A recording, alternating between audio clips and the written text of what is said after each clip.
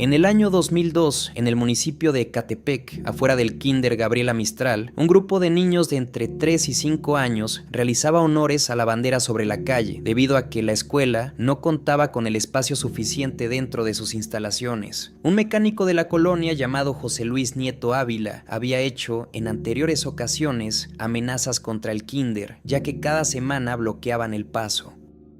El día 6 de mayo, durante la ceremonia que realizaban como cada lunes, José Luis iba circulando por la calle cuando se encontró con el paso bloqueado por el grupo de niños. Molesto por la situación, se bajó de su camioneta y lanzó una advertencia a las maestras, diciendo que si no se quitaban, les echaría el vehículo encima.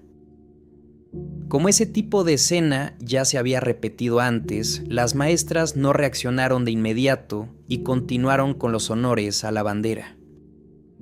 Pero esta vez fue distinto. José Luis regresó a su camioneta, arrancó y aceleró directamente hacia el grupo, impactando de forma intencional a los menores y al personal docente. El impacto provocó que 24 personas fueran atropelladas, de las cuales 22 eran niños con lesiones de gravedad. Entre estos pequeños se encontraban Adriana Martínez y Rodrigo Reyes, dos menores que perdieron la vida a consecuencia del atropello. Yo estaba trabajando, a mí me avisaron que viniera porque había un accidente, pero no me dijeron que mi hijo había fallecido. En un inicio se quería culpar únicamente a la directora de la escuela por exponer a los alumnos sin un permiso previo para realizar estas actividades fuera del plantel, pero los padres de familia pidieron no proceder con esa denuncia y que todo el peso de la ley recayera sobre José Luis. ¿Usted tiene hijos? Yo tengo hijos. ¿Y qué piensa de lo que ocasionó? Pienso de lo que ocasioné, que la maestra es casi más responsable, vuelvo a repetir, que yo. Porque ella está exponiendo a unos niños que son de kinder. De acuerdo con su declaración posterior, actuó por desesperación al no poder pasar con su vehículo, aunque también llegó a decir que era algo que iba a ocurrir tarde o temprano. ¿Qué día ya quisiera si no me dejan pasar, no me dejan trabajar? Después de ser detenido por las autoridades y puesto a disposición de la justicia, en 2003 un juez lo sentenció a 146 años de prisión por los delitos cometidos. Sin embargo, conforme a la legislación mexicana, la pena máxima que podía cumplir sería de 50 años. En otras declaraciones, José Luis no mostraba arrepentimiento por lo ocurrido. Insistía en que tanto él como la maestra eran responsables de lo que había pasado, e incluso llegó a decir de forma fría que ella merecía morir por exponer a los niños de esa manera. Por eso le digo que esto más tarde, o ahorita, o después, iba a pasar. Eso iba a pasar. ¿Por qué? Porque le vuelvo a repetir, no se puso nada por parte de los maestros, de la directora. Respecto a ella, ojalá y sí la hubiera, porque una persona que expone a los niños, sí, es lo que merece. Y yo merezco otro tanto por haberlo hecho. Proteger a algunos niños y se la llevó entre las ruedas de la camioneta a otra señora y a varios niños. No se vale que nos haga esto. Los niños no tenían la culpa. Con tan solo 23 y 24 años, la vida de Jorge Antonio Mercado Alonso y Javier Francisco Arredondo Verdugo giraba en torno al estudio. Ambos eran alumnos del Tecnológico de Monterrey y destacaban por su desempeño académico. El 19 de marzo de 2010, Jorge y Javier salieron del campus para cenar. Fue en ese momento cuando soldados del ejército que patrullaban la zona desataron un enfrentamiento armado con personas del crimen organizado. Los estudiantes quedaron en medio del fuego cruzado y fueron alcanzados por los disparos, muriendo en el lugar.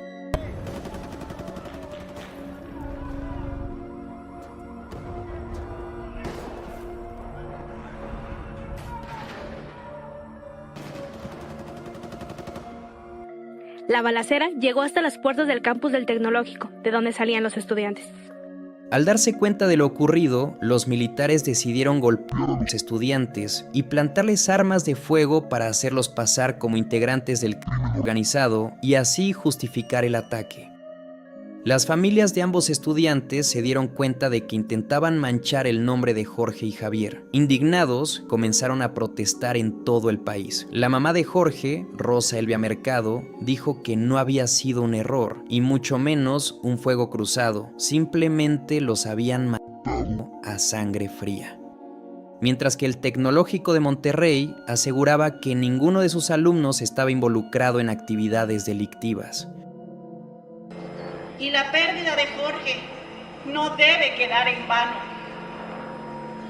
De alguna manera, se debe de corregir estos lamentables hechos que afectan a gente inocente y que a las personas que les toca hacer su trabajo, que lo hagan buscando siempre la mejor estrategia para combatir el mal.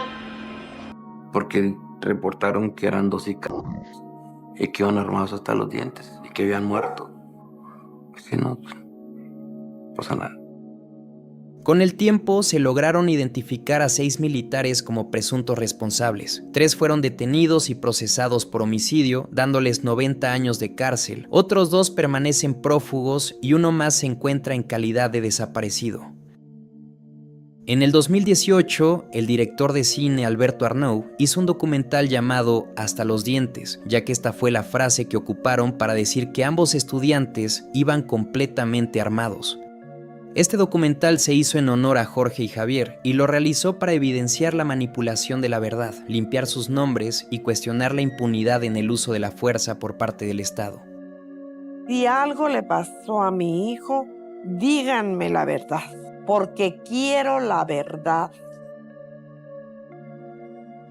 Finalmente tuvieron que pasar 9 años de lo sucedido para que el gobierno mexicano reconociera la participación del ejército y ofreciera una disculpa pública a sus familias.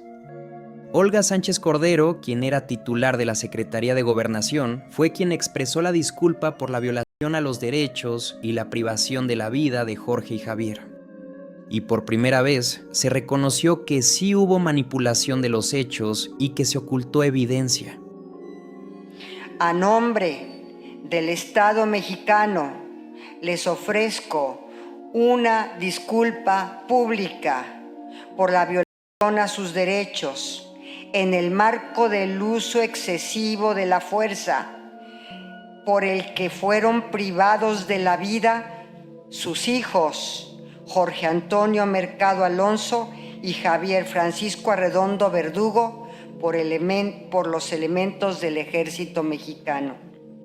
Eso también dejó claro que los padres nunca se equivocaron, pues siempre defendieron que sus hijos eran inocentes, enfrentándose no solo al dolor, sino también a la impunidad y al trato cruel que recibieron.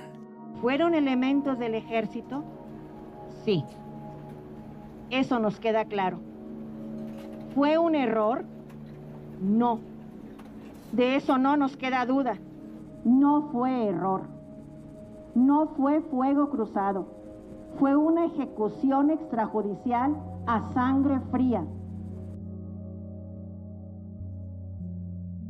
Norma Lisbeth Ramos Pérez tenía solo 14 años. Estudiaba en la Escuela Secundaria Oficial 0518 en el Estado de México. Era una adolescente como cualquier otra, pero dentro de la escuela sufría de bullying y acoso constante por parte de una compañera de salón de nombre Azahara Ailín Martínez, donde además tenía que soportar a diario insultos, burlas y malos tratos de otros compañeros. La familia de Norma estaba enterada de lo sucedido y, dentro de la escuela, ella se había acercado a algunos profesores para contarles el bullying que estaba sufriendo. El 21 de febrero de 2023, Norma fue citada fuera de la escuela por su compañera para una pelea. Antes de esto, y con miedo de que algo grave pudiera pasarle, acudió con la directora para pedir ayuda, pero fue ignorada. Ya en ese lugar, Norma fue golpeada por Azahara, quien incluso le dio varios golpes en la cabeza con una piedra. Todos sus compañeros estaban grabando lo sucedido, pero nadie intervino para ayudar. La pelea fue detenida hasta que llegaron policías municipales, y fue hasta ese momento en el que fue auxiliada por personas que pasaban por el lugar. La golpiza quedó grabada en video y empezó a circular rápidamente en redes. Muchas personas reaccionaron con burlas, sin saber que detrás de esas imágenes había una historia marcada por días difíciles y por el bullying constante que Norma sufría dentro de su escuela.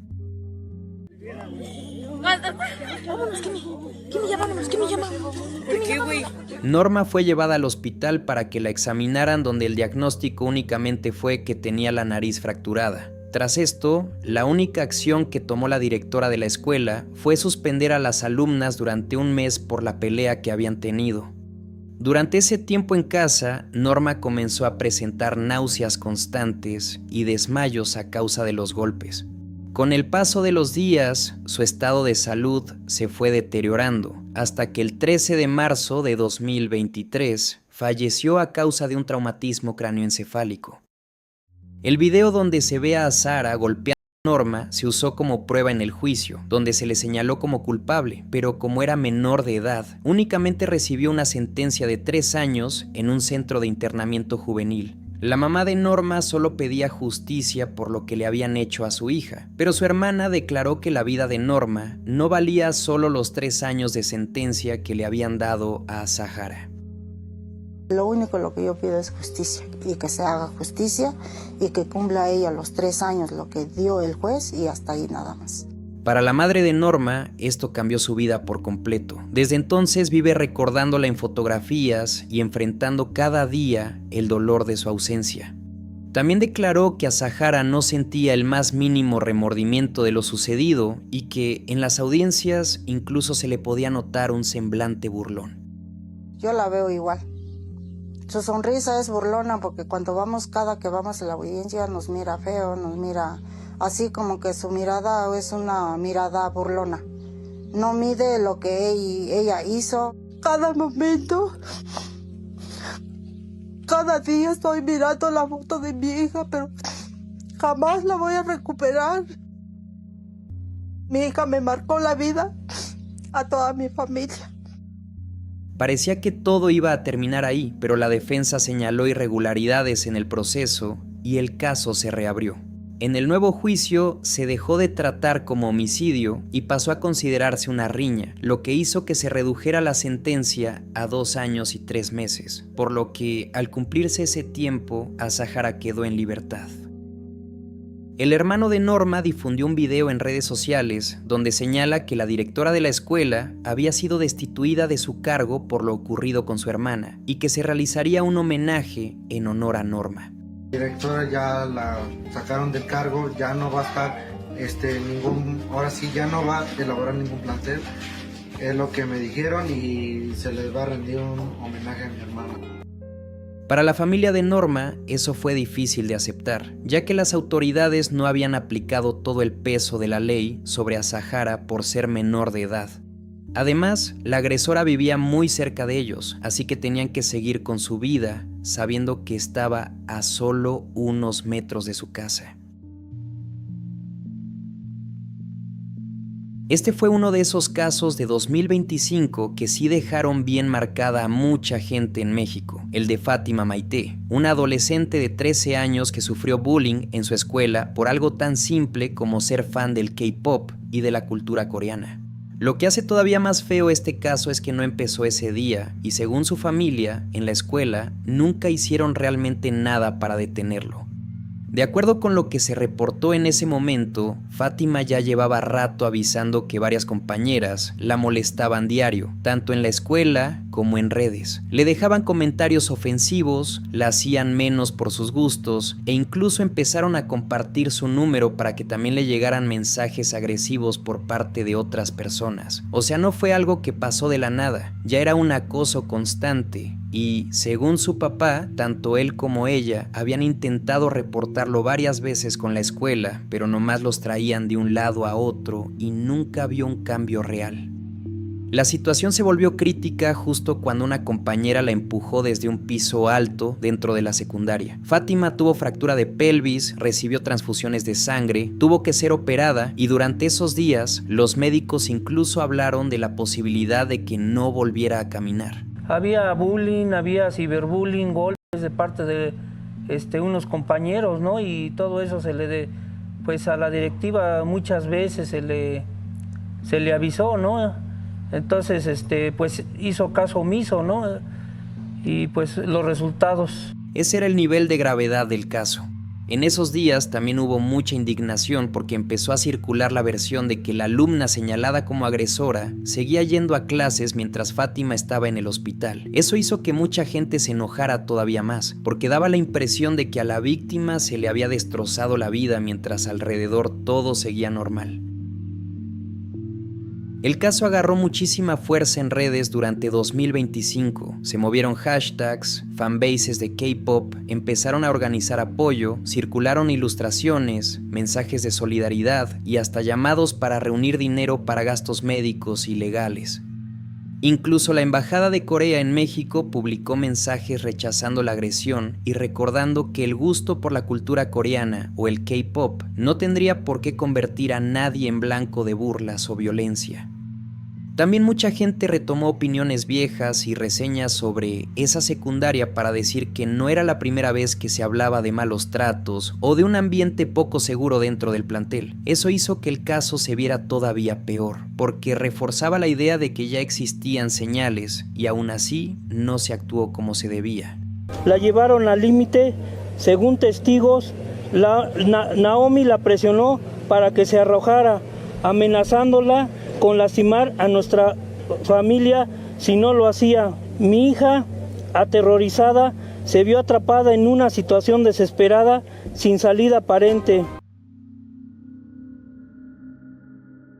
Muchas veces se dice que México termina copiando cosas de Estados Unidos, y en casos como este la comparación da miedo. Porque sí, hubo jóvenes que intentaron hacer ataques dentro de sus escuelas, con una idea muy parecida a la de esos casos que todos conocemos. Uno de ellos fue Brandon, un chavo de 17 años que empezó a publicar en redes sociales, especialmente en Twitter, mensajes donde dejaba ver que planeaba atacar a sus compañeros. Según lo que él mismo compartía, se sentía identificado con ideas extremistas y con un grupo radical ligado a un personaje histórico bastante conocido. Lo absurdo es que ni siquiera entendía bien lo que estaba admirando, pero aún así se estaba metiendo de lleno en ese discurso enfermo. En su cuenta, que después fue eliminada, fue dejando varias señales bastante claras. Y aquí es donde entra una pregunta muy obvia. ¿Dónde estaban sus papás? Porque una cosa es hablar de privacidad y otra muy distinta es dejar que Internet termine criando a un adolescente sin ningún tipo de vigilancia. Hoy muchísimos padres ya ven como normal no revisar nada de lo que consumen sus hijos, no saber qué publican, con quién hablan o en qué clase de comunidades se meten. Y luego pasan cosas como esta.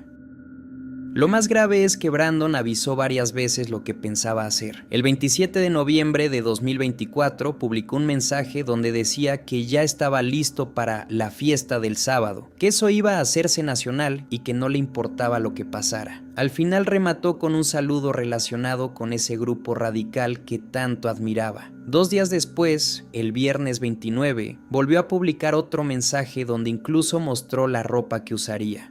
Ahí dijo que ya había llegado el momento, que ni las lágrimas ni los pésames lo iban a detener, que ya había invertido dinero en eso y que el show estaba por empezar. Y el sábado 30 de noviembre, horas antes del ataque, escribió que ya iba rumbo a la prepa y que todos estuvieran atentos. Más tarde, a las 10:46 de la mañana, comenzó una transmisión en vivo con un título relacionado con un tiroteo escolar. En pleno receso, se levantó desde el fondo del salón y atacó por la espalda a uno de sus compañeros. Después fue contra otro más.